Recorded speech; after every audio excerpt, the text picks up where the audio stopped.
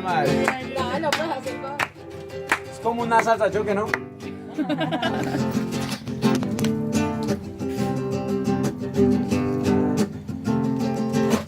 Vas camino a la oficina, pasando la calle Quinta, y en la esquina donde rosa una empanada, un jugo de mora, saludas al barrendero porque limpia tus carreteras.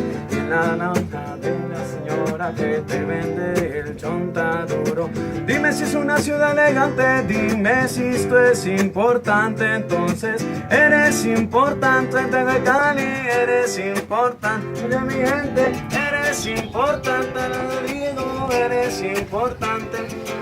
Saliendo de trabajar y es la hora de ir a casa, divisando del paisaje, aquí las mujeres son interesantes.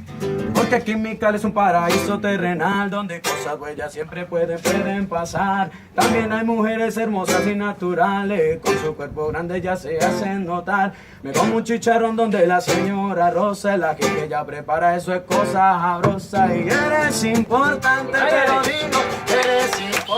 De una vez eres importante, la llevas sola, eres importante. Como buena vuelta, eres importante, oye mi pana, eres importante. Hasta ahora el primero. Está buena, está buena. Eso es lo que estoy haciendo